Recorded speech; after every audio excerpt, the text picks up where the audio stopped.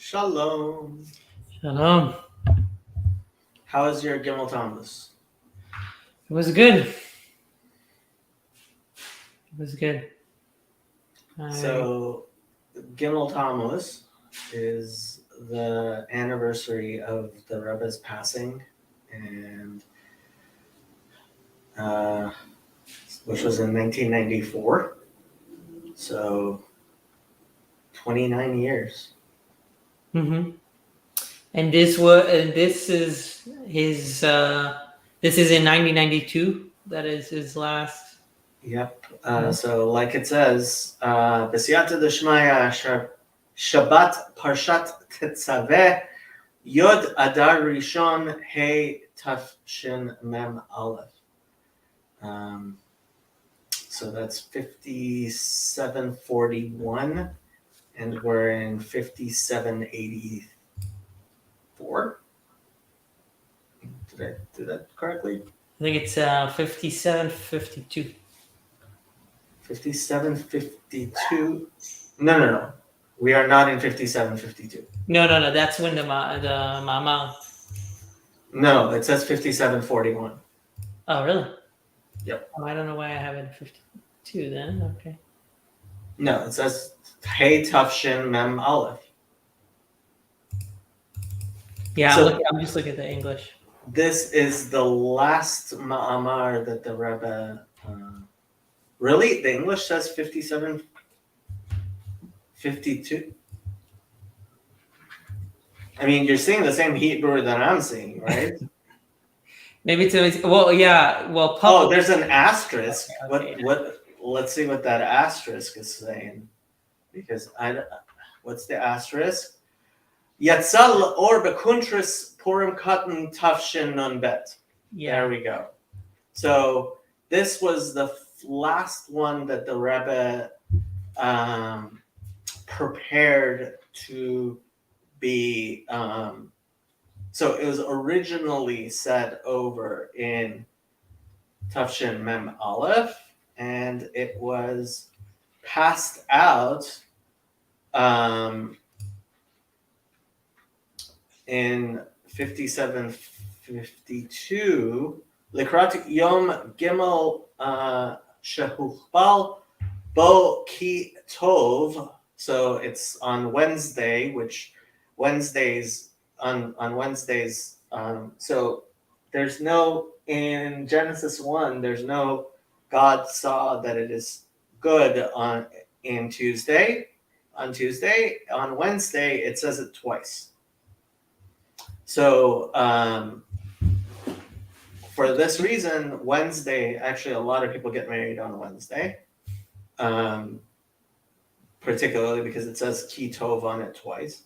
Purim Katan Yom Aleph Parshat Kitisa, right? So in honor of Purim Katan, which is actually when we are going to have our Jerusalem conference and thing. I didn't realize that. So this was prepared, and the Rebbe passed out copies himself. And it is the tradition of Hasidim to study the Maamar that the Rebbe, the final Maamar of the Rebbe on his Yortzeit, on the anniversary of his death. And frankly, personally, I have found the, I'm one of these weird guys who believes that the Rebbe had Ruach HaKodesh. I believe that the Rebbe spoke with a prophetic vision. And I've always found the fact that this is the final Maamar he left us with to be in many ways prophetic. Mm-hmm. And that's why I call the Yechiniks misnagdim, opponents of Hasidism, because one of the major teachings of Hasidism regarding Moses and how they're behaving makes me want to weep even more. What is it? What is the teaching? The idea of a tzaddik, of a generation, I mean, a leader of a generation, but basar v'dam, in flesh and blood, right? Mhm. Not just some sort of spiritual leader, but that we need somebody to actually be a leader, not just spiritually, but Melech Basar V'Dam, a king of flesh and blood. Yeah. Okay, so we better get going because I've gotten very little sleep. I woke up 4 a.m. this morning. Okay, I'm thinking I'll start reading and then we can switch. Mm-hmm. Okay. V'atah tetzaveh et bnei Israel, and you shall command. I mean, and he's going to give a different taich on the word tetzaveh, a different. Funny enough, taich is Yiddish for a translation, but it comes from the word Deutsch because that. Yeah. that's Yiddish. So just to set up the context, just to make sure. So this is his last sermon or Maamar, the sermon about the Tetzaveh from Shemot, from Exodus. Yes. So there it says, God says to Moses, "You shall command the children of Israel to bring shaman katit lamaor. You shall bring you shall bring wine, not wine, oil pressed for the lights." Yeah. Right. And so he's going to explain that particular verse with a what's called a Hasidic taich, with a Hasidic different reading of it than the normal plain reading you would have just reading that verse in the Bible. Mm-hmm. Okay. V'atah tetzaveh et bnei Israel v'yichu alecha shaman zait zach katit lemaor lahalot ner tamid. That is in Resh Parshatenu Tetzaveh, at the beginning of the parsha, right? So you shall command the children of Israel that they should take to you olive oil that is fine, pressed for the light,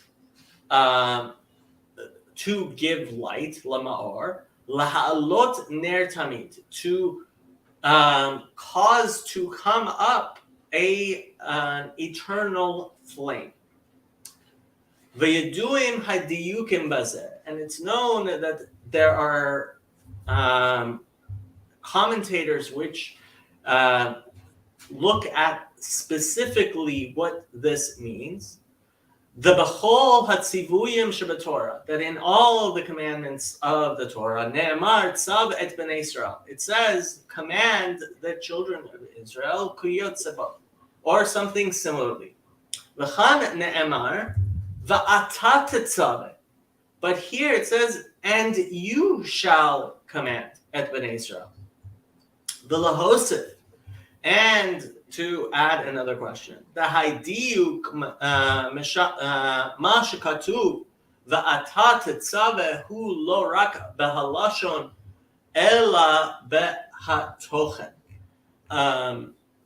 That specifically what it says about and you shall command, it's not just a matter of the specific language there, but we have a question regarding the commandment itself.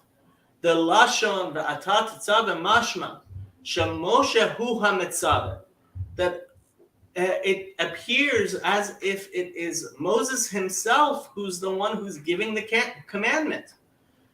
And just for you, I mean, that's you see here they put that patach under the tzaddik because Mitzvah. in modern Hebrew, like you only put the whatchamacallit so that people don't make a mitzvah, right? Yeah.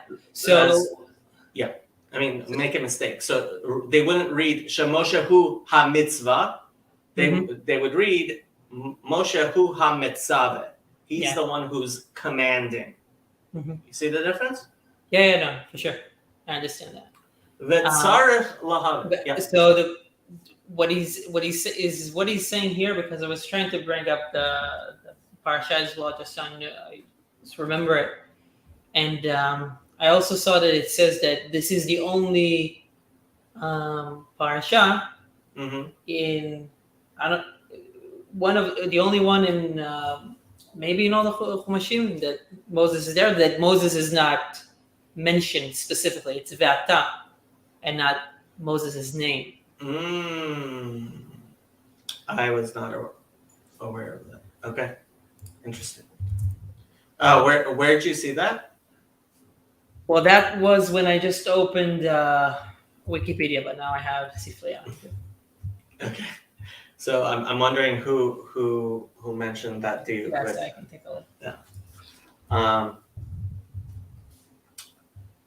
Where were we? V'tzarech lahavin, and it's something we need to understand. Hare Moshe hu hashliach limsor l'Yisrael et tzivui hakadosh baruch hu.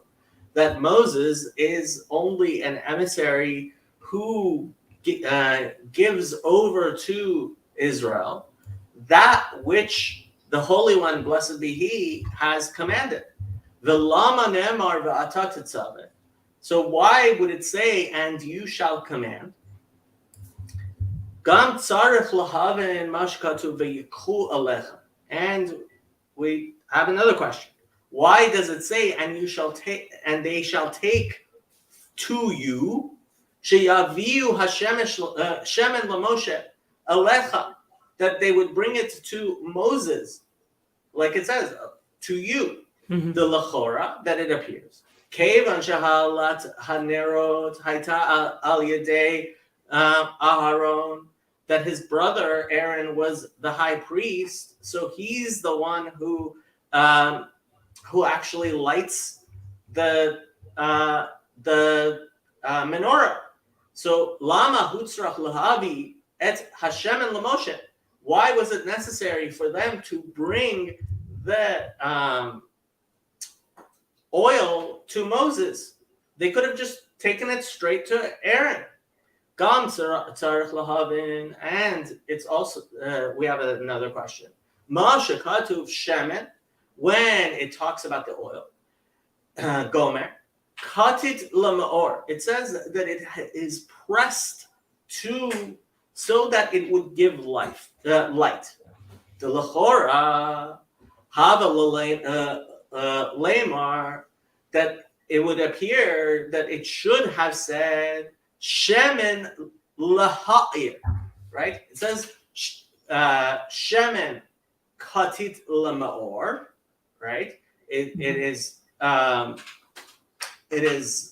pressed to give light, specifically in that language lamaor, and it would have appeared that that it should have said laha'ir, to cause there to be light, right? But it's a different language. So gam tzarich lahav, and we have another question. The b'pasuk shalachareze, that in the verse that comes next, ne'emar ma'arav ad me'erev ad boker. It says from the evening to the morning. V'kan ne'emar lahalot ner tami. But here it says that it should be an eternal light. So the next verse is talking about a light from evening to morning. But this right here in this verse, it talks about an eternal flame. So right now he's just raising all of these questions. Yep. But why does it say ata? Why does it say shemen katit instead of the shemen? And why does it say lemaor instead of laha'ir? Mhm. And why does it say ner tamid when later it says and it's important to actually like have these questions in mind, because the questions are important questions to have, and the answer doesn't. So an important concept in Hasidic philosophy is that the answering of the question doesn't negate the question itself.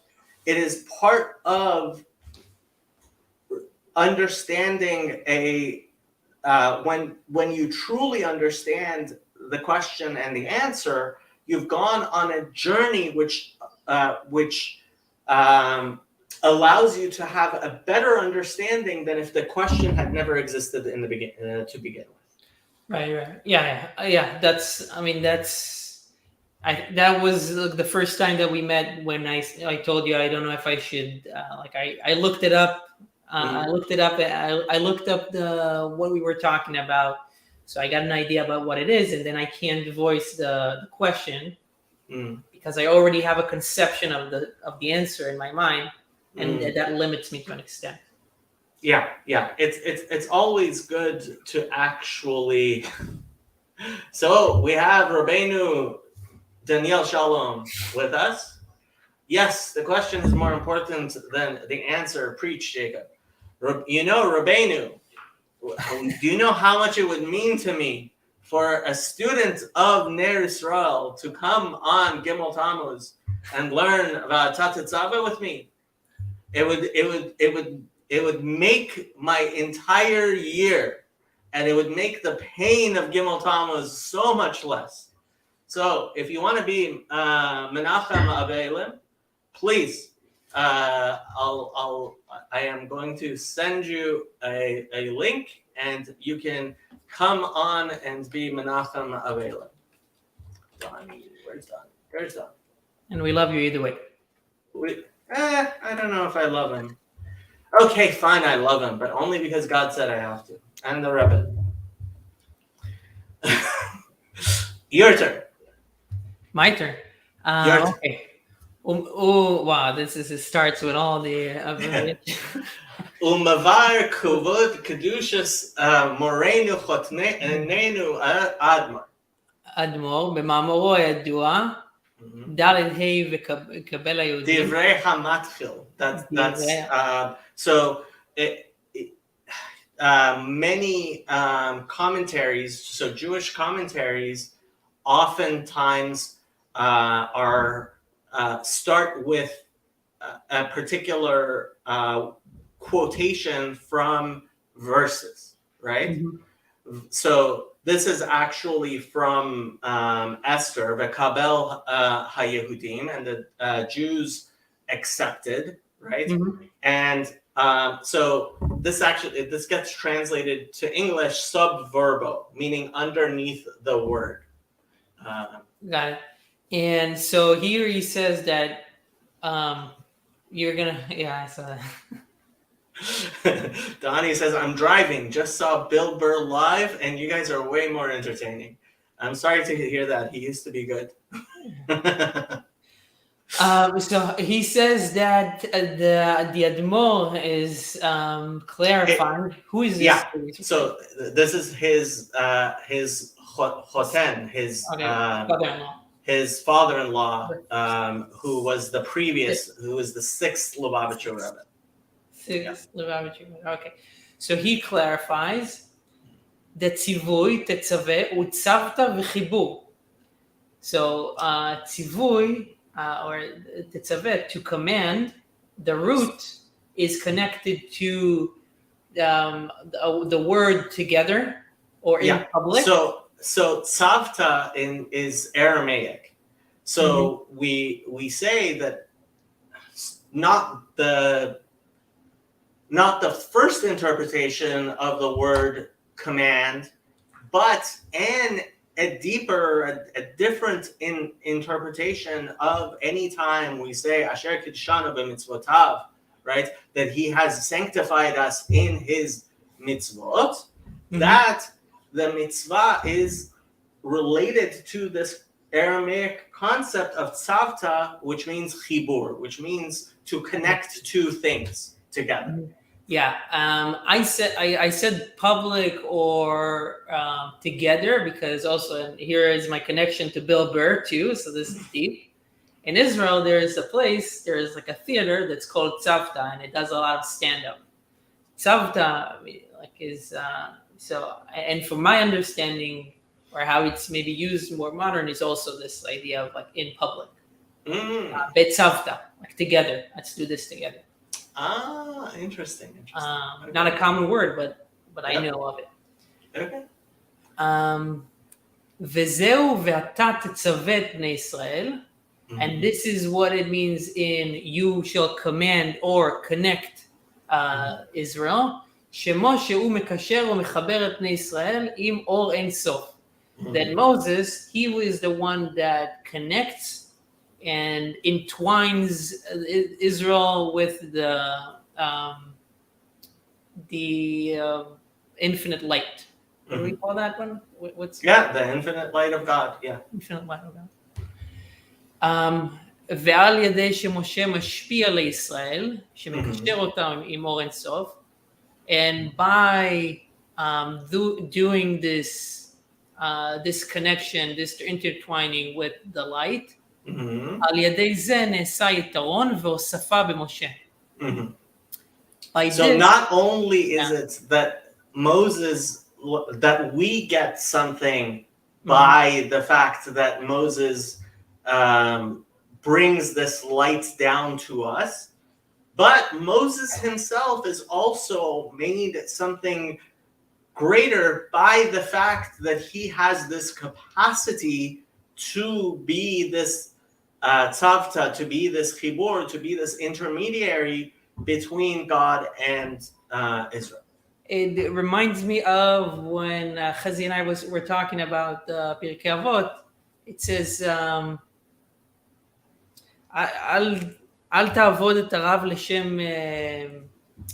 לשם על מנת לקבל פרס. לקבל פרס. So don't serve your master in order to get a reward. And I think we were talking there about there's a sense there of you can do something and you don't have to ask for something, but by doing this, there is a sense of you will receive some kind of the reward there maybe is different. There it refers to something. The reward you're going to receive, right? So in any case, God is ne'eman. He is trustworthy to be just and give you your reward. But there is ahava shelo talui b'dvar, right? There is a love which, so lower fear of God and lower love of God is talui b'davar. It's something that is how do you translate talui b'davar? That it depends on something, right? So yirat ha'onesh, being afraid of punishment, and ahavat kibul schar, right? So you think your dad's going to spank you, or you think your dad's going to give you a piece of candy, and you have a childish fear or love of your father. But once you get older and you realize that the spanking, it's not actually gonna hurt you, and the candy, what's a piece of candy? It's the fact that your father is displeased or the fact that your father is pleased, that is a love that's not talui b'davar, right? So that's ahava ilah and yira ilah, right? So when you have I mean, that's there in Pirkei Avot. It says, "Don't be like a servant who does his work in order to receive a reward. Mm-hmm. Even though we know we're going to get a reward, if you do it in the manner that it's supposed to be, you're going to do it out of love. That's the real way of doing it, despite the fact that you receive a reward." So Yeah. I guess you're saying that similarly here, it's not just that Moses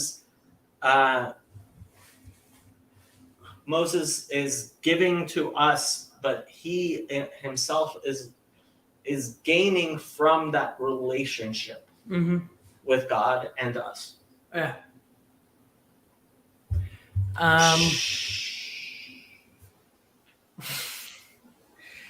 משה וישראל הם דוגמת ראש ורגל.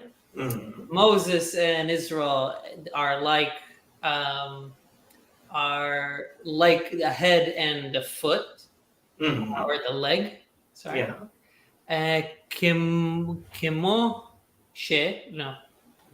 כמו שכתוב, כמו שכתוב, 600,000 רגלי העם אשר אנוכי בקרבו. דכל ישראל הם הרגליים דמשה, ומשה הראש שלהם. So we have this concept that at Mount Sinai there were 600,000 raglei, it says, ha'am, right? Okay. So so 600,000, and so that's where we get the number that really there are 600,000 souls, complete souls of Knesset Israel, of the members of Israel, and Moses is kolel kulam, right? He is the one who brings them all together. So the verse there says 600,000 raglei ha'am, people of the people, right? Asher anochi bekirbo, which I am within it. And anytime it says Anochi in the Torah, there's a Hasidic echo of Anochi Asher Anochi.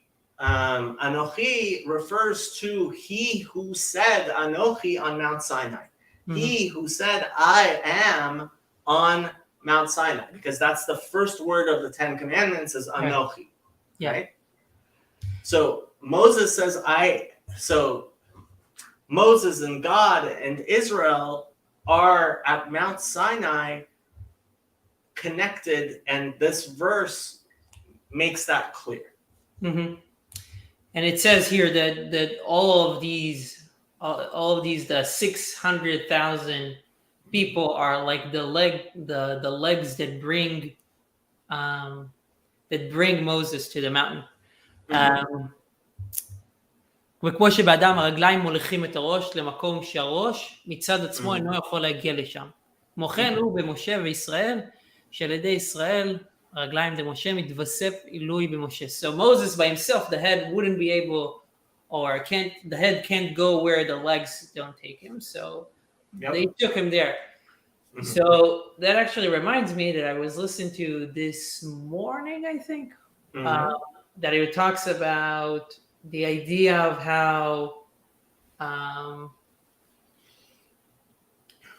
the Sanhedrin is the Sanhedrin. If it makes a mistake in one kind of interpretation of a law, then a later Sanhedrin corrects that. But there's a sense of how that Sanhedrin was complicit in doing something, and let's say, so this is a little bit more complicated, maybe you will correct me, but anyway, let's say the Sanhedrin made a mistake, and somebody came to them and asked for clarification. They gave them a psak, but they really interpreted it incorrectly. And then 10 years later, a different Sanhedrin clarifies that mistakes. The person that made the mistake, they still need to give a sacrifice for doing something wrong.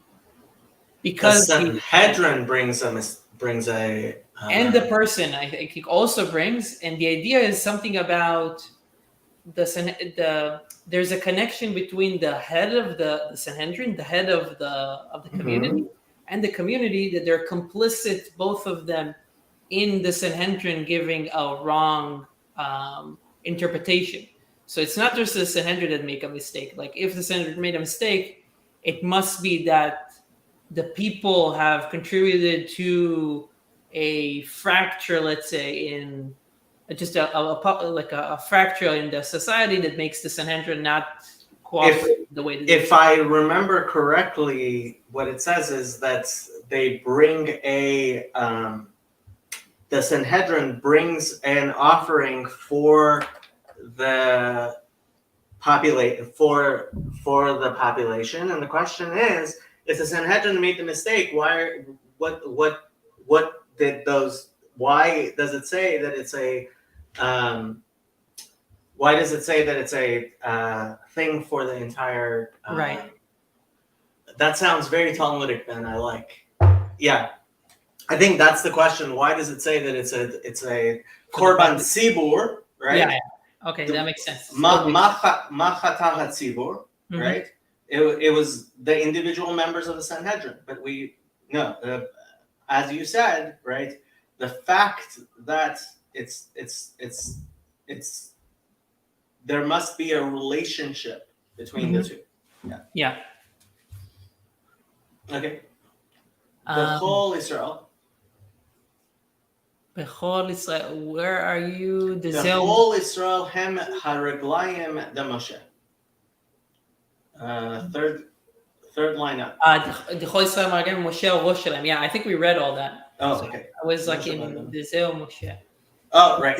Yes. Okay. יכולים להגיע לשם. Yeah, right.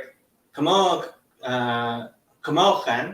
Right. כמו כן הוא במשה וישראל, שלעדי ישראל רגליים דמשה מתווסף עילוי במשה. So, like we said, the legs, Israel, by that connection, by bringing Moses, connecting with the head and bringing Moses into the place where he would want to go, then they lift him up.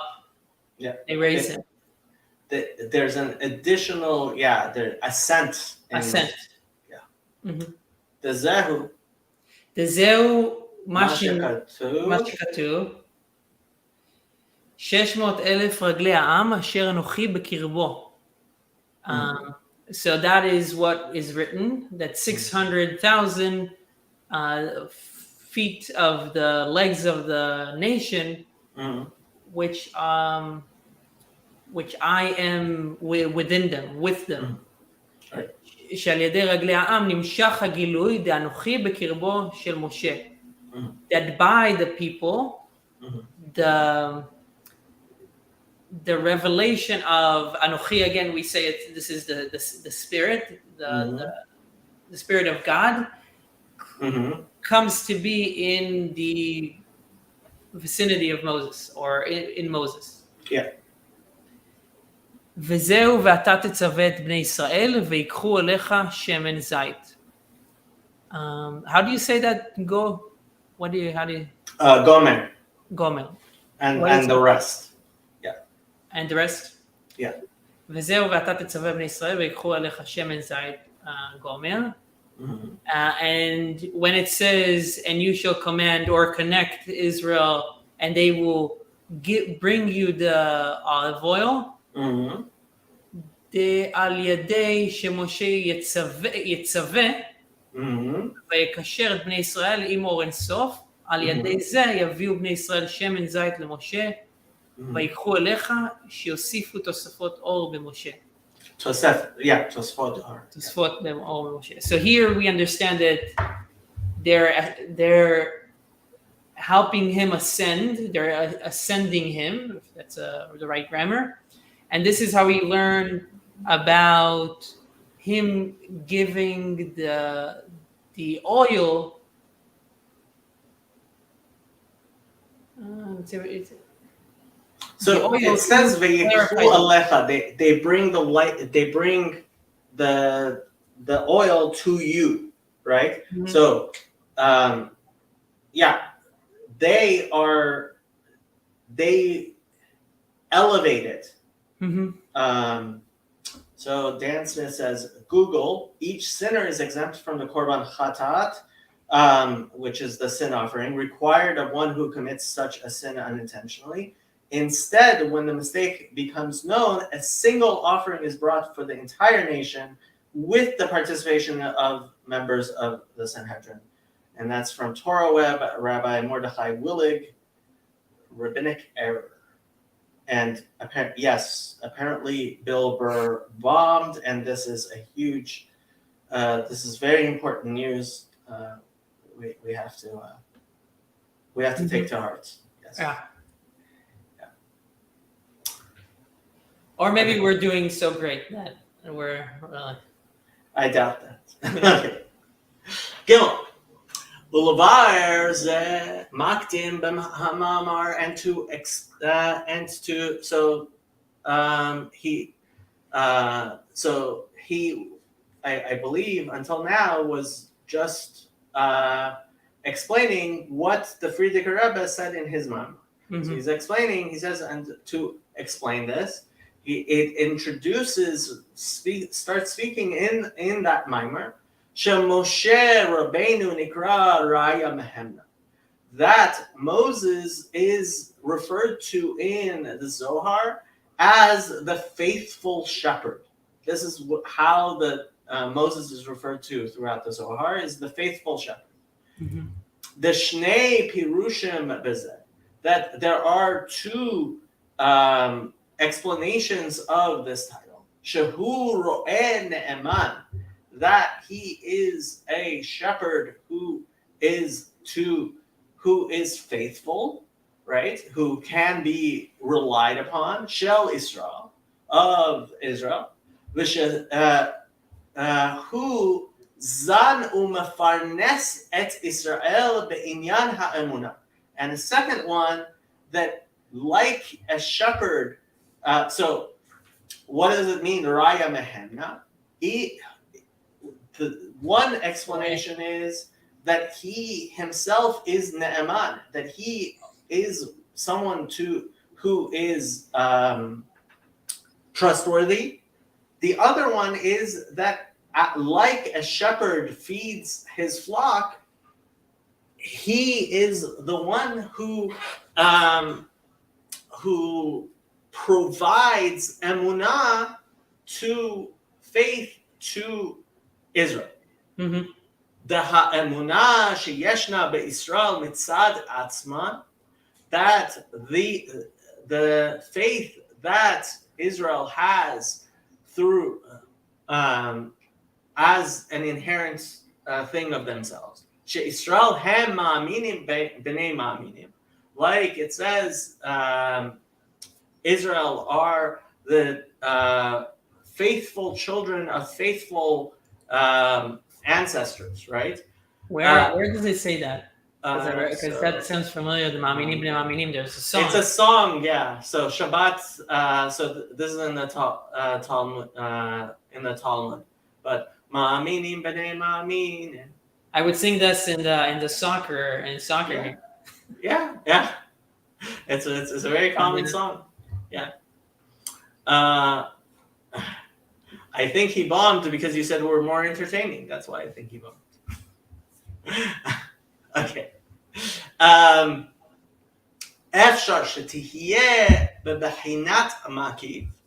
It's possible that this sort of so we have two forms of light. We have or makif and or mamale, right? We have a transcendent light, which is like background radiation, is the analogy I usually make, right? That it doesn't actually interact with, even though it's going through you at all times, right? It doesn't interact with you, and therefore it doesn't actually affect you, which isn't true of an or mamale, a type of radiation which does in fact interact. Is this And the heats transcendent and things up. the Transcendent and the immune? encompassing, or I mean, I always have trouble. Or mamale, I always, so makif literally means that goes around, and mamale literally means that which fills. Those, yeah. So he's saying that this emunah, which is naturally the inheritance of every Jew from Abraham, Isaac, and Jacob, right? It's possible that it would be at a level like background radiation that isn't actually interacting actively with that person. It's tradition. Yeah, tradition. It's something that's latent within you. וזה שמשה רואה ומפרנס את ישראל. That when Moses is a shepherd and, so to speak, feeds Israel, בעניין האמונה הוא שהאמונה תהיה בפנימיות. That regarding our faith, it results in that faith being actually interacting with us, being an internalized, active type of emunah, right? It reminds me, this might be the wrong analogy or metaphor. I don't know which one. But it reminds me of epigenetics, of like having genetics and epigenetics, of how you activate something. Or it reminds me of how... Yeah, I like it. Yeah, or when somebody says, I don't know, like Jordan Peterson would say, like I'm reminding people of something they already know, but it's not active, right? Yep. It's like it's a spark, and nitzotz, right? Yeah. Yep. וזהו מה שכתוב בזוהר, and that's what it says in the Zohar. ההיא אמונה דלעילה יתזן ויתפרנס מיני על ידך. That this higher form of faith that comes from above is provided through and fed from him through you, through Al Yadei Moshe, right? So Moses provides a form of emunah to us. Wait, why does it say Al Yadcha? Why doesn't it just say Al Yadei Moshe? Is he trying to make the point that this is what he's trying to make the point that this is us? So it says the Zohar, Hahi emunah de'eila yitzan v'yitfarnes minei al yidach, right? Okay, so that's a quote. Yeah, that's the quote, and he explains what does yidach mean. In the Al Yadei Moshe, right? The Moshe zanu farnes et ha'amuna hu shemamshich ota bepnimiut. So that which he is in, what does it mean to feed something, right? You feed it, you eat something, you take it into you, right? Umamshich ha'mamar, and he continues in that Maamar, right? The previous Rebbe, the Zeh Moshe Hu Raya Mehemna, that Moses is called the faithful shepherd. Hakavana b'zeh hi gam le'itpashtuta de Moshe shebachol dor, and this is a very basic teaching of Hasidism, that when we talk about Moses as the faithful shepherd, we include in that how Moses' soul reverberates throughout the generations, that in each generation, Yiftach Bedoro Kemoshe Bedoro, right? That even when you have someone who the Talmud calls Kal B'Shekalim, right? It says that the verse equates Kal Shabakalim, the lightest of the lights, referring to Yiftach, Japhet, he's called in English, with Moses, Chamurim Shabachamurim, right? The greatest of the great. The Roshei Alfei Israel Shebechol Dor Hem Mahzikim Et Ha'amunah de Israel Shebedora. That the leaders of the thousands of Israel who are in each generation, they are the ones who strengthen the faith of Israel, those members of Israel who are in their generation. Shaha'amuna shalahem tihyeh bepnimiyut, that their emunah, their faith should be something that is internal to them, that is active in them. Right, active, takes potential. Mm-hmm. Yeah. Uchamo Mordechai, and just like, so there, it's talking about Mordechai in Esther. Shehayad ha'itpashtuta da Moshe shebedoro, that since he was the reverberation of Moses in his generation, Kamama Razal, like the sages say, Mordechai bedoro kemoshe bedoro, that Mordechai in his generation was like Moses was in his generation. Shegam bezman gezerat Haman, that just as during the time of the harsh edict of Haman, shelimut haTorah v'kiyum hamitzvah az haya kashur im mesirat nefesh, that learning the Torah and keeping the mitzvot through that edict then brought about mesirut nefesh, brought martyrdom and self-sacrifice, because there was a gezerah that such a thing was, you were liable for that. Kehilot barabim lachazek et ha'emunatan, that Mordechai gathered people together in public to study Torah, so that emunatan shel Israel, so that Israel should have greater faith. Bahavaya, in the Lord. V'la'amod chazak belimud haTorah, and to stand strongly in studying the Torah, v'kiyum hamitzvot, and keeping the commandments.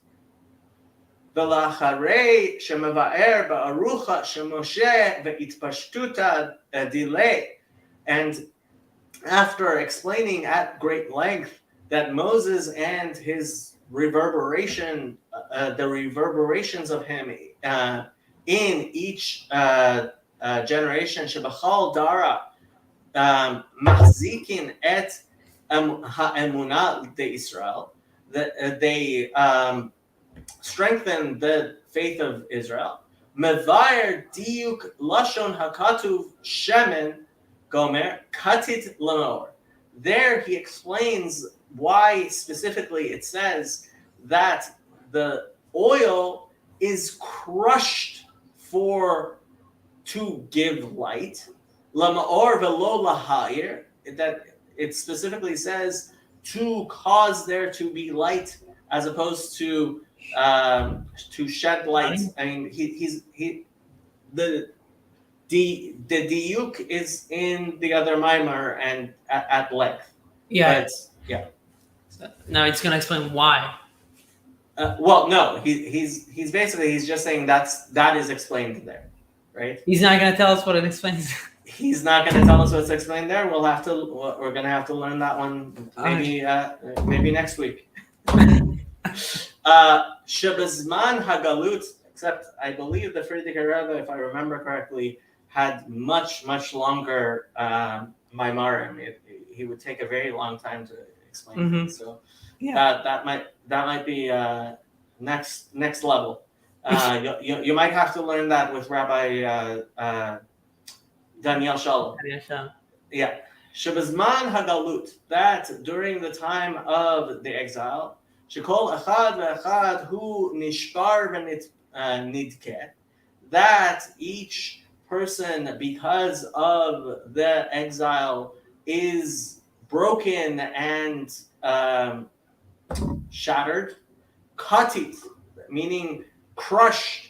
Al yedei zeh, through this, magin lamaor ha'etzem shemimenu nimtza ha'or, right? That this difficulty that they go through in the exile causes there to be an essential light that comes out of it. So just as you crush oil, an olive to get the oil out of it to make a lamp, in a similar manner, the exile crushes all kol echad ve'echad, crushes each person to bring that which is the strength that is within them out to the light. Right. So this connects to our discussions when we were first starting under Maamarim about the descent in order for the sake of ascent. Yep. And I'm pretty sure, and I saw that too, that where this parasha is situated is right after is right after the golden calf. Yeah, I think so. I'm pretty sure you're right. And we spoke about how the golden calf is obviously this big descent. It breaks Israel, just like you said, it breaks Israel just like the olives, and this is why this is the oil that they are bringing. Right. Every descent is for the purpose of an ascent. Yeah. Yes. Like Rabbi Akiva says, Kol Rahmana Avid Latav Avid. Everything that the merciful has done, he has done for the good, right?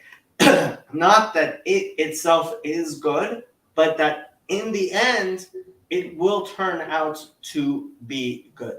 Dan says, through experiencing the trauma, the best parts comes to surface. Yeah. Katid Lamar. Yeah. What were we? Nimtzah, right. V'tzarich lahavin hashaychut v'hapirush katit lamaor lehamevuar b'hamamar lifnei zeh shemoshe ve'itpashtuta delay shebachol dor zan mufarnes et ha'amuna shetiyeh b'pnimiyut. So now the Rebbe is going to say, okay, so fine. You said that katit lamaor, right? That it is crushed so that it would bring forth light.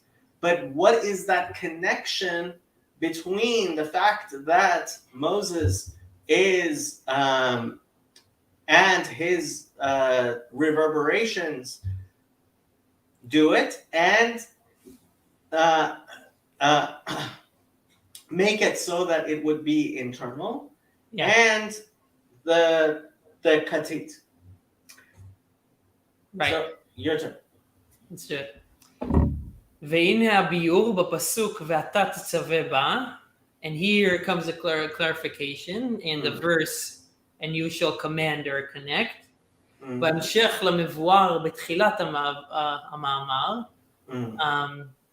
following what we discussed at the beginning of the article, the sermon, דפירוש וקיבל היהודים את אשר החלו לעשות, הוא שקיבלו מה שהחלו בזמן דמתן תורה.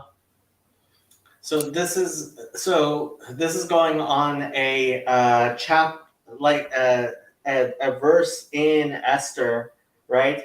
Kimu v'kiblu, right? That it says Israel accepted the Torah, right? And so it's a very famous Purim drasha that, well, what does it mean that they accepted the Torah? They accepted the Torah back at Sinai. And it says, no, so they began to accept it at Sinai, but the actual acceptance through ahava, through love, came at the time of Esther on Purim. Interesting. I didn't know that. It's a very famous drasha that Mm-hmm. Got it. So the פירוש שקיבלנו, את השם החלו. Okay. Can you go up a little bit? Yeah, sorry. Yeah. I was looking at the the stuff. yeah. במתן תורה הייתה התחלה, החלו לעשות. So that in the giving of in Sinai, in the giving of the Torah, they began to do it. It was the beginning. ובימי אחשוורוש בזמן גזירת המן הייתה הקבלה וקיבל היהודים. So this is like what Jacob said.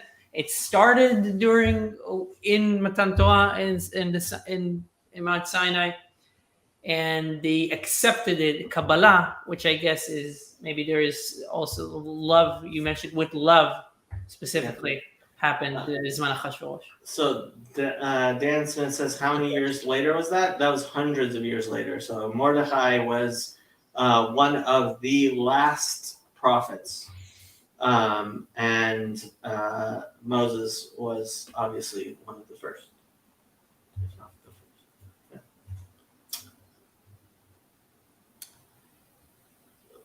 That's it? Where is it? Yeah. Val derech Maamar Razal al hapasuk. והדרך מאמר רז"ל, is this the set our sages? Yeah. Al hapasuk. על הפסוק, on the verse. קימו וקיבלו היהודים, קימו מה שקיבלו כבר.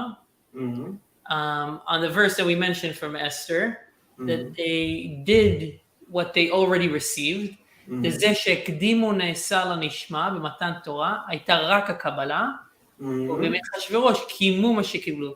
So in Mordechai and Esther's time, they fulfilled קימו, or they did what they accepted in מתן תורה. Right. הוא מדייק במאמר שלכאורה הוא דבר פלא, and there is a specification or clarification in the מאמר, in the article, that, can you help me with this one? לכאורה הוא דבר פלא, what is he talking about? That it's a wondrous thing. It's a difficult thing to understand. That it's a difficult thing to understand. במתן תורה היו ישראל בתכלית העילוי, והיה אז אצלם גילוי אלוקות בדרגה הכי נעלית. That in the giving of the Torah, Israel was in the essence of... It was at the highest of the ascent. So what do you mean that they didn't, right? So how can you say that? לכאורה, how do you translate לכאורה? L'chora means at first sight. At first sight, you would think, they were in Sinai. They're at the highest level. They have the revelation of God, godliness. בנוסף לזה שגם קודם מתן תורה היו גילויים נעלים ביותר. יציאת מצרים, גילוי שהיה ביציאת מצרים בפרט בקריאת ים סוף. And even before Sinai, there was... this is the generation. It's called Dor De'ah, right? The generation that knew. They right. Saw all the things. I mean, these are the people who went through the Eser Makot, and they went through the Yam Suf, and they come to. So what do you mean that with Esther and Mordechai, hundreds of years later, that suddenly this is some higher dargah? How could that be? Right. ובימי אחשוורוש היו ישראל בתכלית הירידה, and in the days of Achashverosh, they were at the bottom of their descent. זה נוסף להיעלם וההסתר שבכל גלות, and in addition, exiled. So even more so, the divine revelation is separate, is not right. So separated. they're not in Israel. They're in Galut, and specifically Megillat Esther. Right. The word Esther means I will hide. Right. The Shem Havaya is not anywhere in the entirety of the book of Esther. Right. So what do you mean? Like, how is this making sense? Yeah. כל גלות הוא בדוגמת גלות מצרים. So every exile is likened to the exile in Egypt. כמו שבגלות מצרים כתיב ולא שמעו על משה מקוצר רוח ומעבודה קשה. And like it says that the Israelites did not listen to Moses when he was talking to them in Egypt because they were working hard and did not have any time or did not have any breath or space to listen to him. עד זה הוא על דרך זה הוא בכל גלות שישנם כמה ניסיונות בקיום התורה והמצוות. עד זה הוא בכל גלות. What does that mean? על דרך זה,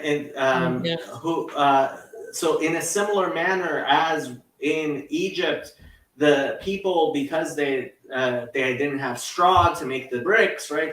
All of these things that get in the way of your actual service of God, right? Anytime we are in exile, right?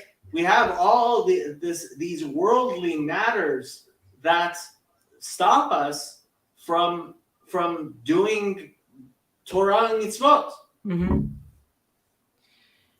הנה אז, בזמן גזירת המן, then in the time of the decree of Haman, היה או השם, היה ההלם וההסתר עוד יותר, the hiddenness was even more so, ואף על פי כן, בזמן מתן תורה, כשהיו ישראל בתכלית העילוי, and even so, in the giving of the Torah, when Israel were at the top of their ascent, הייתה רק ההתחלה, החלו לעשות, ובזמן גזירת המן, כשהוא בתכלית השפלות,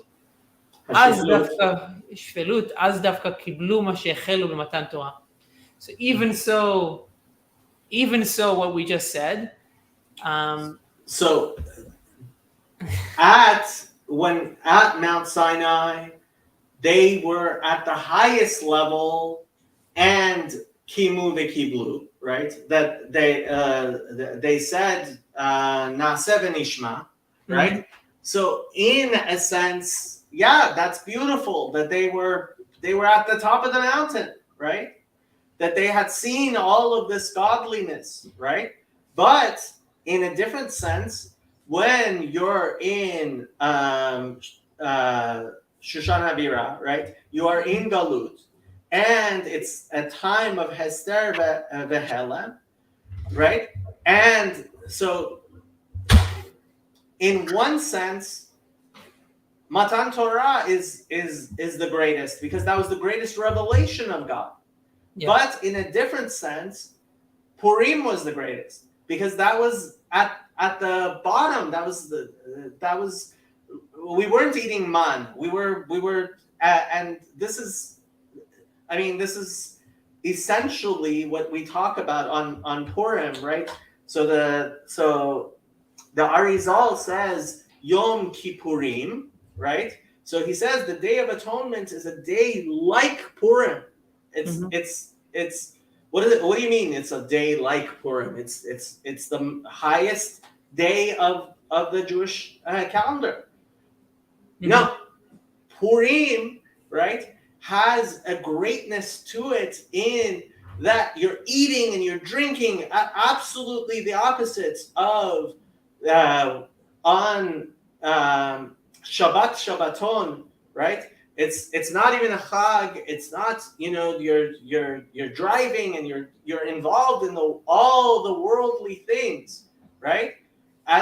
How far away is Purim from the Day of Atonement. The Day of Atonement, which is all kinds of isurim and right.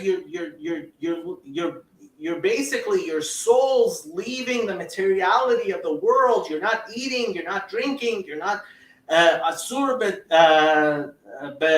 na'alat sandal. Right. So it's forbidden to wear leather shoes. Mm-hmm. What does that mean? It's forbidden to be part of this world, right?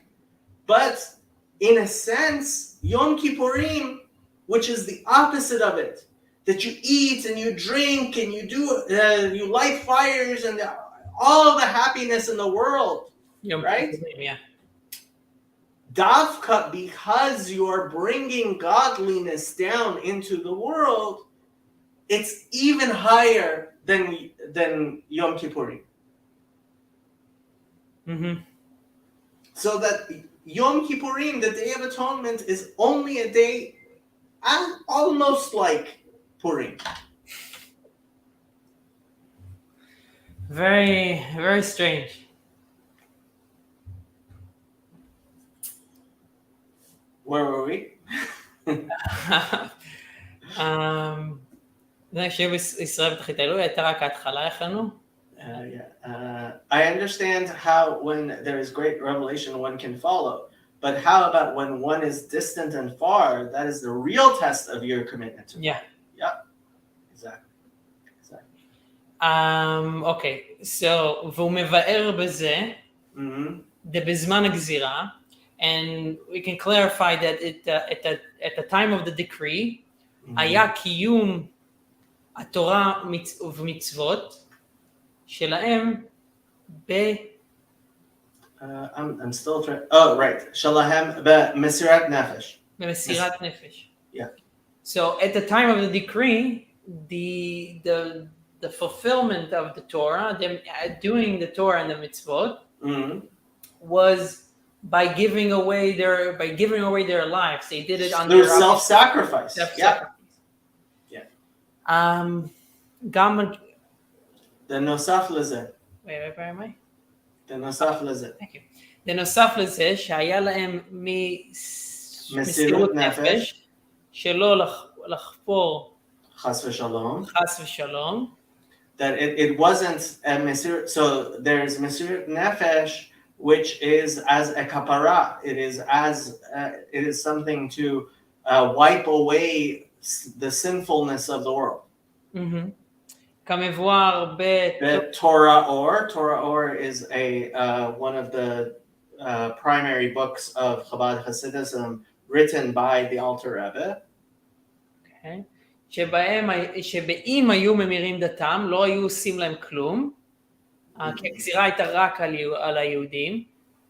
So it says there that if the Jews at that time were just converted, nothing would have happened to them because it was just about, the decree was just about Jews. If they converted, nothing would happen. ואף על פי כן לא עלתה על דעתם מחשבת חוץ חס ושלום. And even so, it didn't even cross their minds to do something like that. מחשבת חוץ. Yeah.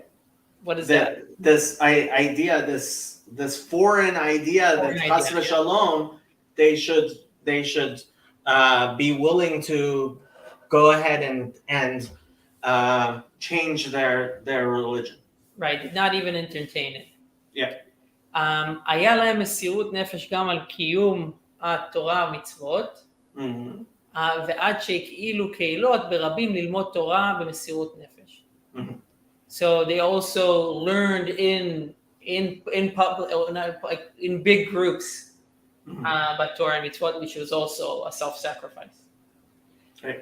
והתעוררות המסירות נפש שלהם הייתה על ידי מרדכי היהודי, and the awakening or the awakening or beginning of the self-sacrifice was brought about by Mordechai the Jew, Moshe שבדורו, Moses in his generation. וזהו וקיבל היהודים את אשר החלו לעשות. And this is what it says when it says the Jews received or accepted what they already did in Sinai. במתן תורה הייתה רק ההתחלה, ובזמן גזירת המן הייתה הקבלה. Like we said in Sinai, the beginning, and in the decree was the acceptance.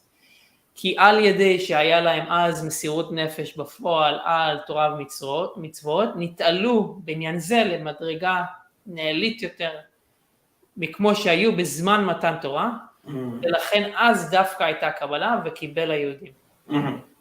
Right. Okay. So, Like we said. Yeah. It's still, I believe it's still you. Yeah. One more paragraph. ולכאורה. ולכאורה, even so, יש לומר שהפירוש בכתית למאור, that when it says in about the oil, the crushed oil to light it, שעל ידי כתית נשבר ונתקע, מגיעים למאור. That by crushing, by breaking and suppressing the oil, you get to the olives. You get light. You get oil to cause light. Yeah. הוא ביאור על זה שבזמן הגזירה דווקא באו למסירות נפש באופן נעלה ביותר. This is how we clarify and make the analogy about how in self-sacrifice they rose to that elevated state. I guess elevation here is related to fire. Yeah, because it says, so fire, right? Goes up. Yeah. Okay. ולכאורה יש לומר שהפירוש בכתית למאור, wait, I just did that. You said that, yeah. כי מסירות נפש היא... כי מסירות נפש היא מצד עצם הנשמה שלמעלה מגילוי. מצד עצם הנשמה שלמעלה מגילוי, מאור, שממנו נמצא האור. Okay, this one you're going to have to help me. Okay, so Mesirut Nefesh, right, being willing to die, self-sacrifice, right? It comes from the inner aspect of the soul itself, which is beyond being revealed, right? So your soul, that which, like, if chas v'shalom, you were to die a martyr's death, right? It's something that's spiritual, not physical, right? It's not something that we see physically in our daily lives, how a martyr, right? It doesn't make sense. Martyrdom doesn't make sense. Martyrdom is not something that, like, this person is willing to die, right? But his soul lives on, right? Ma'or shemimenu nimtza ha'or, right? So similarly, when you have a light, right? You burn something up and it becomes heat, right? V'al yedei shehayu az b'matzav dekatit, right? So when they were in this situation of being crushed, nishbar v'nitka, nitgala etzem hanashama, there was a revelation of their true spiritual selves, ma'or, a light, right?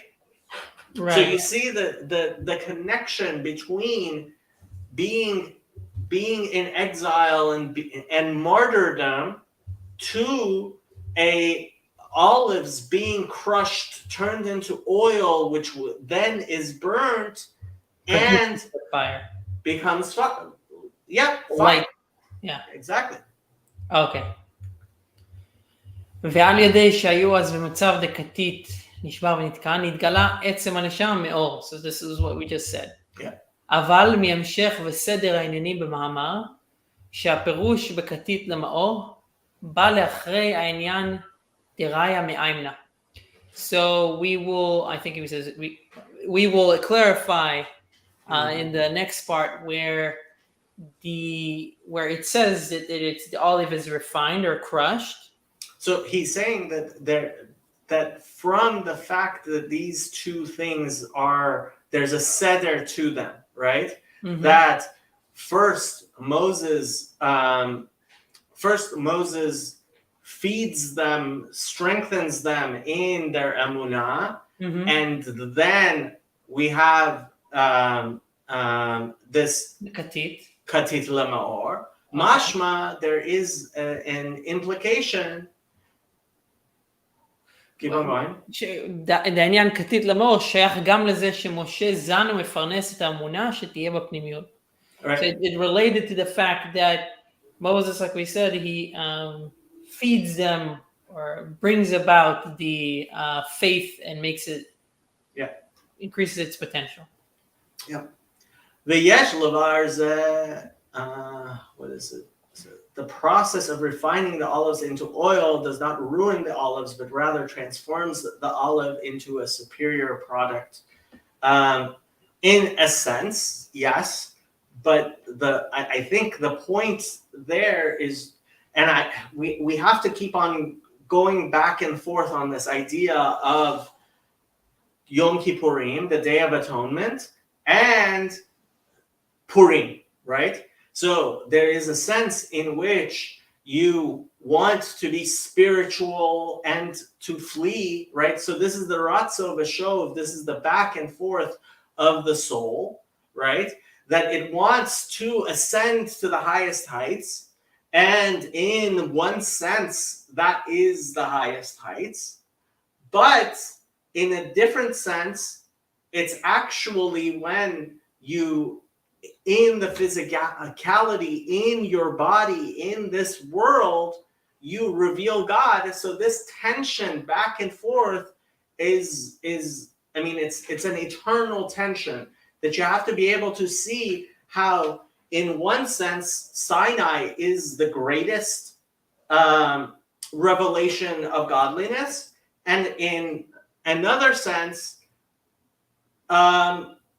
Megillat Esther is the highest revelation. Each according to the way in which you're looking at it. Okay? I hope that's clear. Okay. ויש לבר זה, על פי הידוע דזה שישראל מאמינים באלוקות באמונה פשוטה, ואין צריכים ראיות על זה, הוא מצד שני טעמים. And to explain this further, there is something that is well known, that Israel has a belief in godliness, a simple one that does not require any explanation or any proof. It has two reasons. Lefi mazlehu chazi. One, because there is a specific mazal, there's a specific constellation which causes this such a thing. The hanashama shalamala ro'eh elokut, right? That there is a connection that is able to see godliness that is somehow above all of the capacity to understand. Ra'ya shalamala mesechel. So this is a sight that is beyond any capacity to understand. V'zeh poel behanashama shebeguf ha'amuna be'elokut. So there is an aspect of a faith in God that is inherent to the Jewish soul, right? That is beyond any understanding. V'od biur, and there is a second explanation. The shoresh ha'amuna hu me'etzem hanashama, that the root of this faith comes from the essence of the soul itself. Shalamala mimaz lechaze, that is even higher than this this constellation that sees. The zeh she'etzem haneshama mekusheret be'elokut hi hitkashrut atzmit she'ena telui besiba, that this that the soul is entwined with godliness is an essential entanglement that does not have a reason for it. Gam lo be'inyan har'iyah shelamala misachal, even through some form of sight that is above understanding. Ve'yesh loma, and it's possible to say, the mahachilukim shebein shnei habiurim ha'inyanim el hu, that it's possible to say that the difference between these two ways in which we explain there is this idea that when it comes to finally being willing to die rather than deny God completely, we see that even Jews who themselves have God have mercy on our souls. I'm thinking of Edith Stein, right? Who she had become a Catholic nun, right? But when it came down to the Nazis wanted to kill all of the Jews, she, in her nun's habit, went to the concentration camps because she said, I'm still a Jew, right? So no matter how much she had denied her Jewish identity, when it came to this, when it came to her Mesirut Nefesh, she was willing to die for the fact that, yeah, she's Jewish. And right? You can hear me, okay? Yeah. So Yanni's saying here that there's a spiritual closeness here to this idea, or where it comes from, and God, it's a higher part of the neshama. So there is an essential something that is so vital, and so it's beyond any understanding, right? Okay. That this thing exists, right? The ha'amuna b'haneshama hamelubeshet beguf haba'a meriyat haneshama shelamala hi bebechinat makif, right? So this is a sort of faith that is in the godly soul as it is enclosed in the body. It comes from the capacity of the soul to see something that is in a manner of makif, that is something that is transcendent, right? The kevan shehaneshama shelamala hi lamala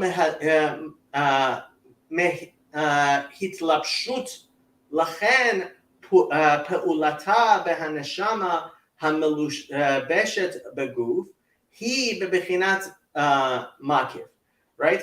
The soul, just as the soul has a sort of essential nature that is beyond being enclosed in the body, right?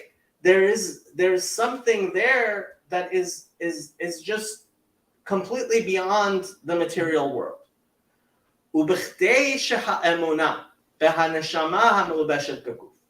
And in order for this faith that comes from this the connection of the soul above, right?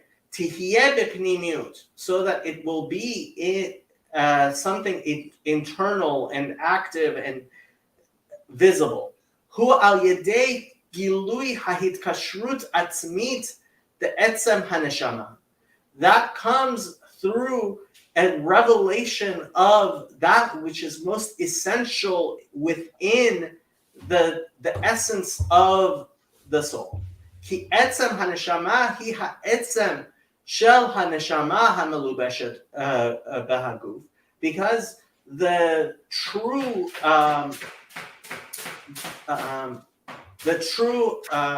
what is that sound? That's my cat. Oh, okay. Erev Tov.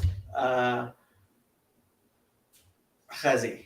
Yirei Hashem. Where did you find Yirei Hashem? You're talking to all the Nochats.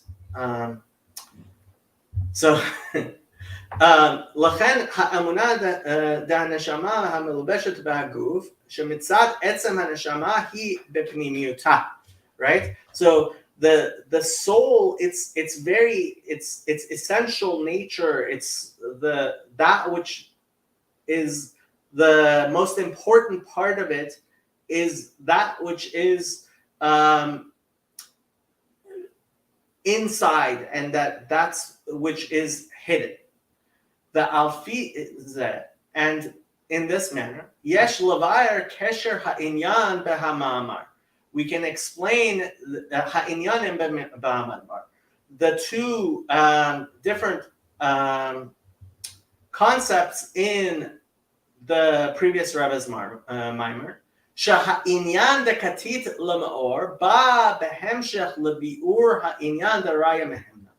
That this concept of the crushing in order to have light is something that comes as to explain what it means that Moses is the faithful shepherd.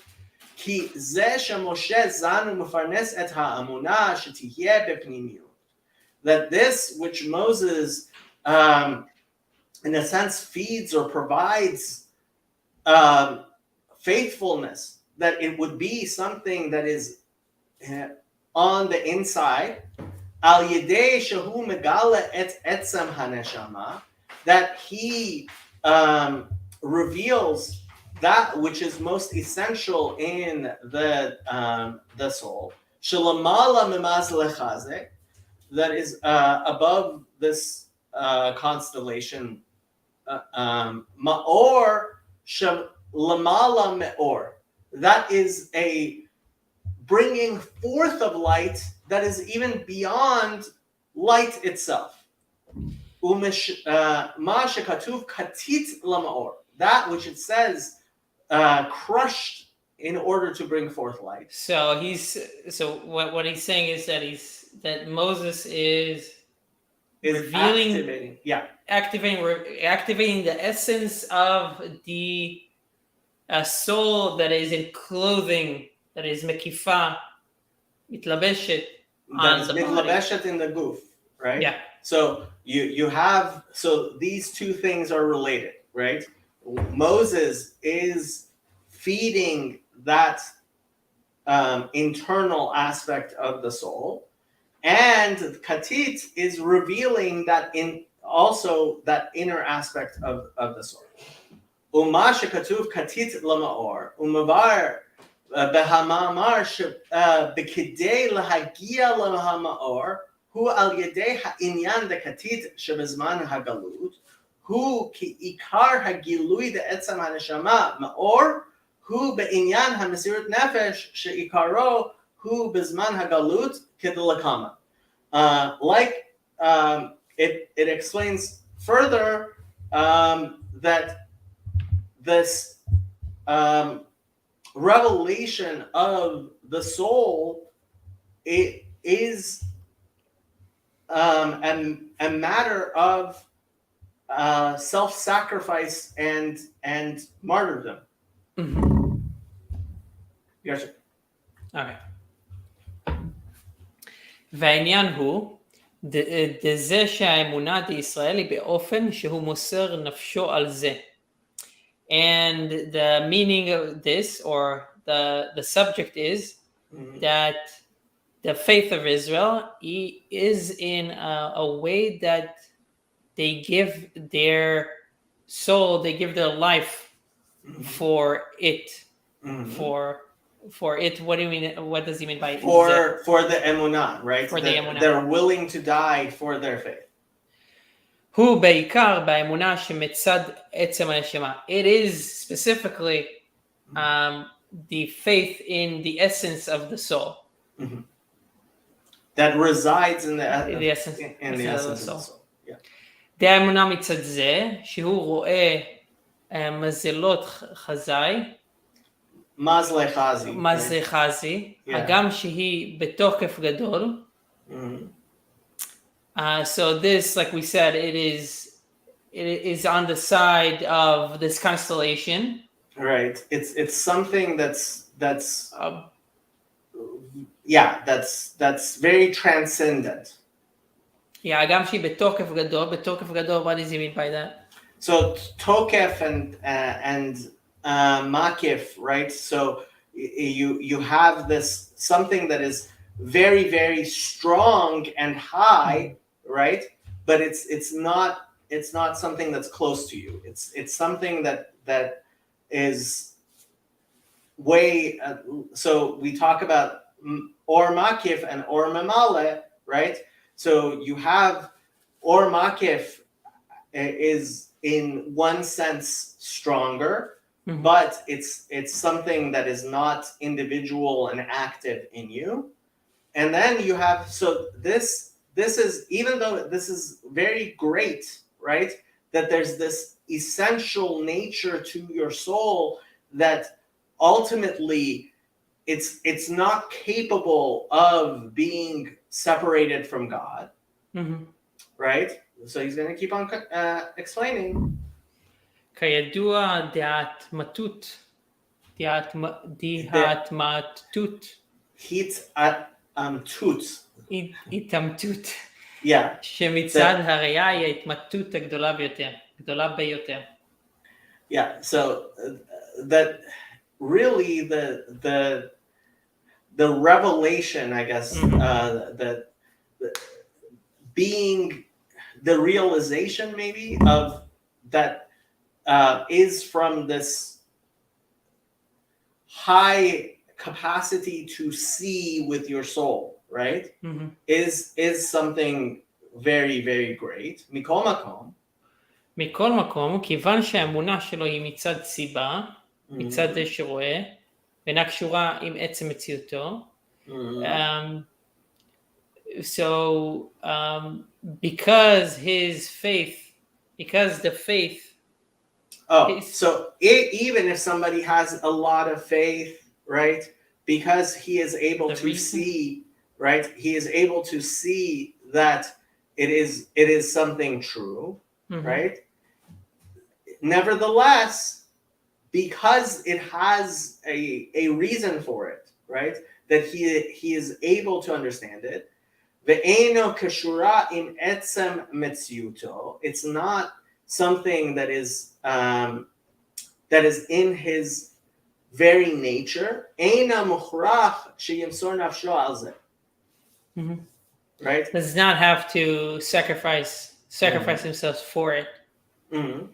וזה שהאמונה בישראל היא באופן שהוא מוסר נפשו על זה, ומפני שהאמונה באלוקות היא העצם שלו, ולכן אי אפשר ככלל שיחפור חס וחלילה. שיחפור, that he would, yeah. So he's saying that there's this capacity of the soul which is inherent to a Jewish soul, that it goes way beyond any sort of normal understanding. That if a person says, okay, I see that there's a God, and so I am going to do God's will. When it comes to martyrdom, being willing to die, he might say, well, why am I going to die for this? Right? Why should I die? So when it comes to Mesirut Nefesh, when it comes to martyrdom, right, it has to be something that is beyond any normal capacity to understand, right? And therefore, there is this particular capacity of being willing to die for your faith that is inherent. Yeah. Stuff. It is. Yeah. But I mean, ultimately, like you see that over and over again, you see that people who weren't necessarily the biggest, the most religious of people, when it comes to the final, like when it comes to horrible situations like the Inquisition or during the Shoah, you see that people were still, they wouldn't, they might eat pork because it tasted good, but when it comes to dying with the other Jews, right, they were willing to do this. Right. It's funny. Isn't there a term? Isn't there some idiom or term of like fire clarifies? Yeah. I mean, it's in a, yeah. Which is kind of a reverse of what we're talking about.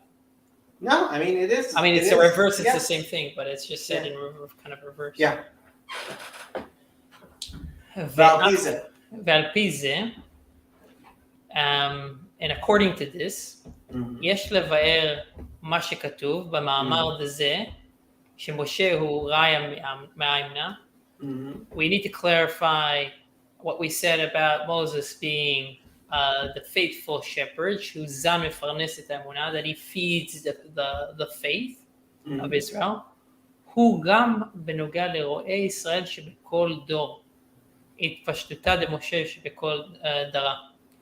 This also applies to the shepherds of Israel, the leaders of Israel that are in every generation. שהם מחזקים את האמונה בישראל, שיעמדו במסירות נפש בקיום התורה ומצוות. That they are strengthening the faith of Israel, that they would be able to do self-sacrifice to fulfill Torah and mitzvot. לכאורה, זה מה שמשה זן מפרנס את האמונה הוא. So apparently, this is what Moses is feeding the faith. This is what he's making.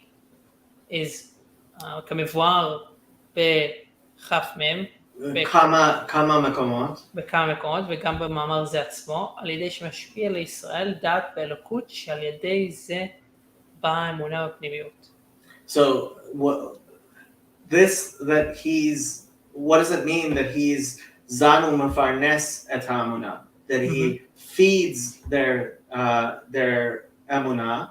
It's because he brings forth the knowledge of God, right? That he gives them knowledge of God, and that is mefarnes. That is what feeds and nourishes their inner faith, their faith in God. וזה שעל ידי זה בא האמונה, וזה שרועי ישראל. שרועי ישראל שבכל דור מחזקים האמונה. הוא המבואר במאמר זה, הוא שהאמונה דישראל תהיה באופן דמסירת נפש. And this is the same as what the shepherds of Israel, the leaders of Israel in every generation, how they strengthen the faith, is that the faith would be in a way that is self-sacrifice. Yeah. So in a way of self-sacrifice, or that your faith would be as strong so that you can.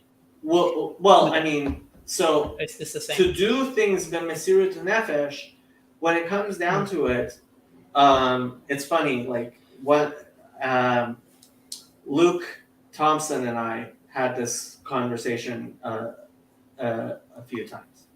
When it comes down to like a single martyrdom, in a sense, it's easier to say, okay, so now that it comes to right now, like doing this one thing, I can get myself to do it.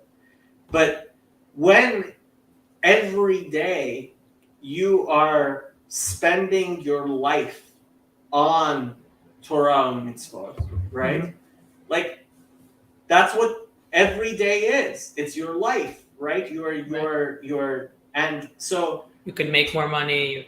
you could do all kinds of things, but your moser nefesh, you are turning your very living into godliness on a day-to-day basis.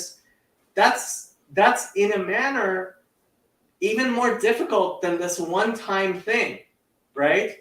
Of being willing to die. Okay, so like at this one moment, I'm willing to shine, but Mhm. every single day, right?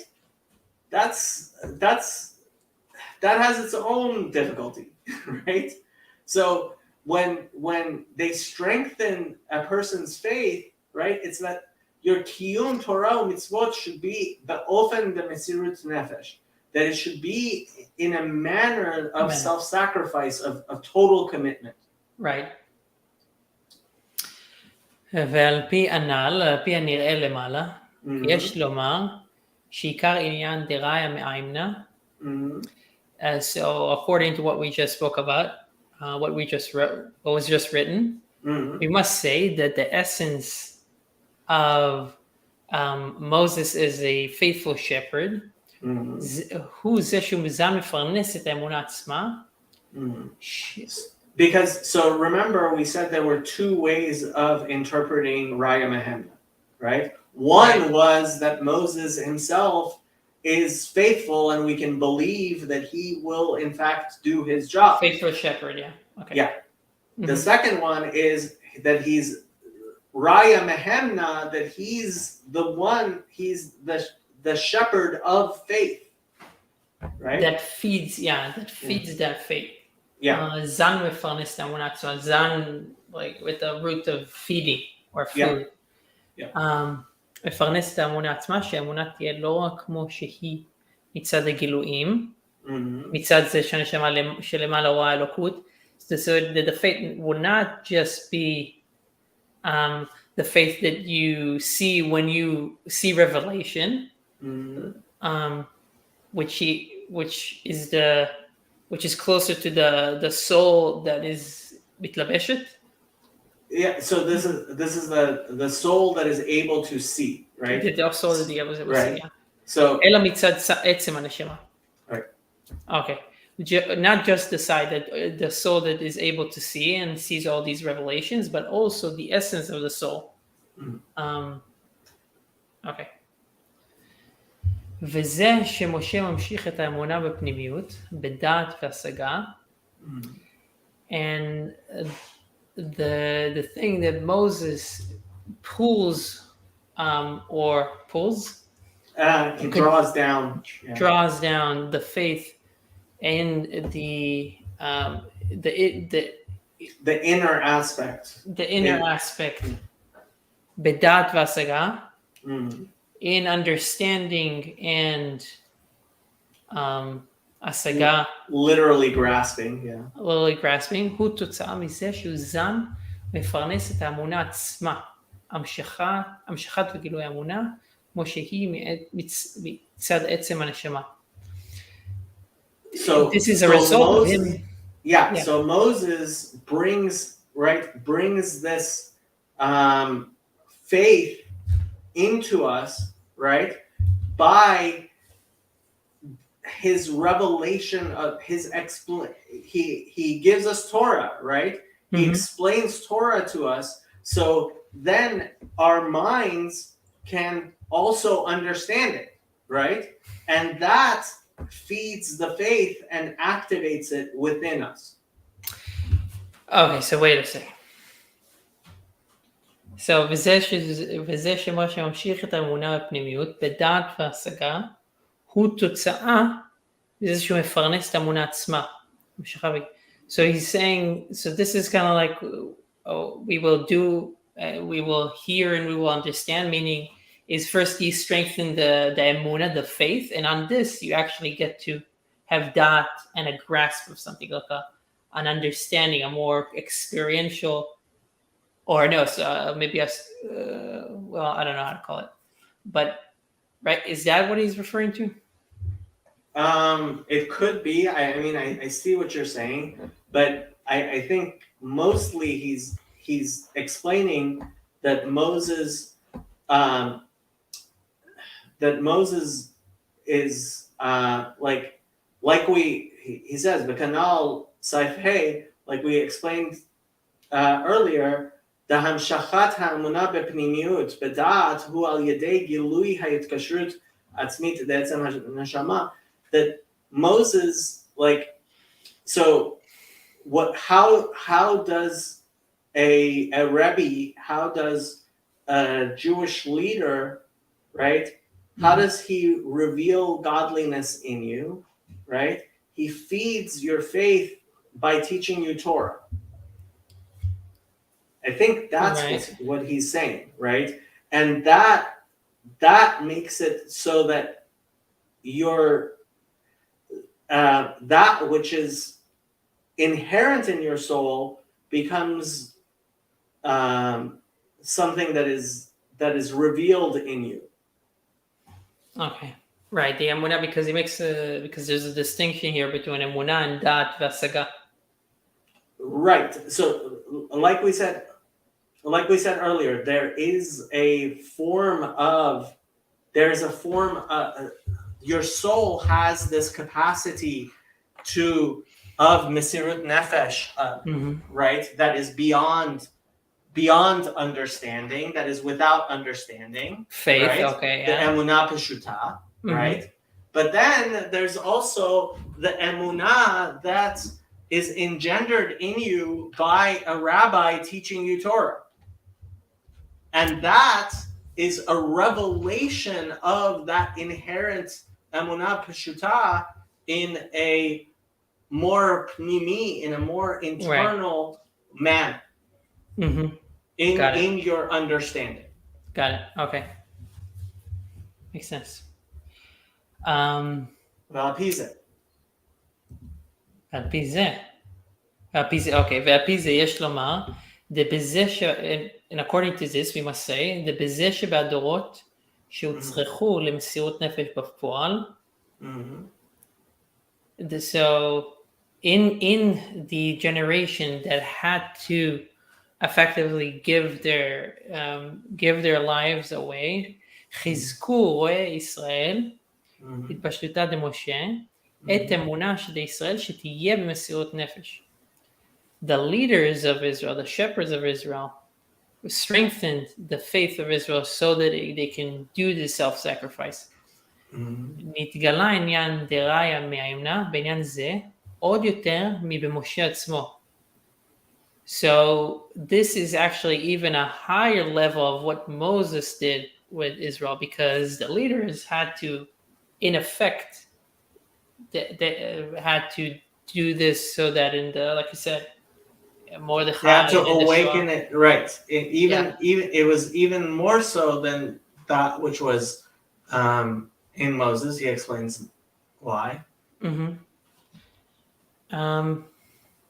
כי המשכת וגילוי האמונה, כמו שהיא מצד עצם הנשמה, ושהיא על ידי משה והתפשטותה דלי שבכל דרה, עיקר התגלותה הוא מסירות נפש בפועל. Right, and we didn't have mesirut nefesh b'poel in Dordea, right? So the generation of Moses himself, there wasn't mesirut nefesh the way that we see during the various times of actual Chabad, right? Like the Holocaust, and during the time, the Gezerah of interesting. Yeah. Because that's because Moses protected us from that. Yeah. I'm just saying how much. I don't think we'll be able to finish today. Where were we? We're at 10:50. Yeah. So we just finished Now I lost my place. Where were we? Let me see if I can find it.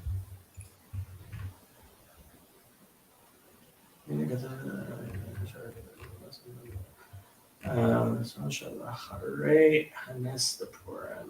No, we haven't gotten there. I think we're in Zion. Design. Okay. Okay.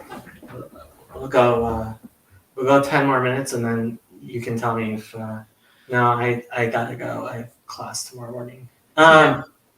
Okay. We'll do Zion and then we'll leave it for next week. והנה ידוע שהמסירות נפש בפועל על תורה ומצוות של כל ישראל הייתה בפורים בזמן גזירת המן, right? And it's known that the actual Mesirut Nefesh for the Torah and Mitzvot of all of Israel was something that happened at Purim during the time of Haman.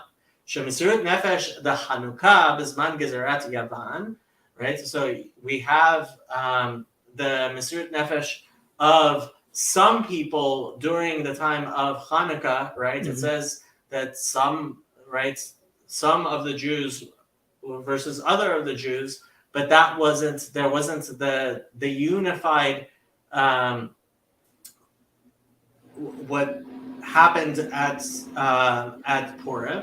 Hayta be'ikar b'Matityahu v'anav, right? So it was mostly just Matityahu and his sons. V'Mesirut Nefesh b'zman gezerat Haman hayta b'chol Israel. So Purim was all of Israel. V'alfizeh יש לבר מה שמובא במאמר ממדרש שמרדכי היה שקול בדורו כמשה בדורו. And therefore we can explain what is brought in the previous Rebbe's sermon, that in the Midrash it says Mordechai was in his generation like Moses in his generation. והגם שהתפשטותא דמשה הוא בכל דור, מכל מקום איתה במדרש שמרדכי דווקא היה שקול בדורו כמשה בדורו. That even though we say that there is a reverberation of the soul of Moses in every generation, that Mordechai was specifically someone who was in his generation like Moses in his generation. V'yesh lomar, and so it is possible to say מהמעלות דמרדכי היהודי הוא שהוא היה ראיה מהמנה בגילוי, that the greatness of Mordechai was that he was visibly the shepherd of faith. Shel kol Israel shebedoro, that it was all of Israel in his generation. Bedugmat Moshe Raya Mehemna Shehemshich Dat Lechol Israel Shebedoro, that he was like Moses, who was the leader of the entire generation. Kemuvan Gam Mizeh Shedoro Shel Moshe Kol Anshe Doro Nira Dor Dea, that the entire generation is referred to as the generation of knowledge. Ela שבמשה היה גילוי עניין זה שהוא ראיה מהמנה לכל ישראל על ידי שהמשיך דעת לכל אנשי דורו, that it was by Moses it was a revelation. This was revealed through the fact that he brought knowledge to all of the people of his generation. ובמרדכי היה גילוי עניין זה על ידי שגילה כוח המסירות נפש שבכל אנשי דורו. And Mordechai revealed this through the fact that he was able to inspire all of the people of his generation to be willing to self-sacrifice in that they were willing to learn Torah in public, even though it was against the law. ויש לומר, על ידי שמביא בהמאמר מה שכתוב במדרש שמרדכי בדורו היה שקול כמשה בדורו. על ידי זה פסק בעל המאמר את הדין על עצמו. So this is a particular rule that the Rebbe would bring, and that when the previous Rebbe was explaining what was going on in the generation of Mordechai, similarly he was explaining about his own life. Shehu haraya mehemna begilui shel kol anshe hador, that he was visibly the faithful shepherd and the shepherd of faith of all the people of his generation. Actually, no, we're not still going. You arrived exactly at the end. Good job, Elijah. Final question. Yes. What's more difficult, this or learning Gemara? So, with learning Talmud, you have to, Gemara, learning Talmud, you have to break your head. So when you're learning Talmud, it's not that something is being explained to you and you have to try to grasp that which is being explained to you clearly. With Talmud, right, you have to understand what is the difficulty and why various rabbis, right? So Rabbeinu Daniel Shalom likes to say that that learning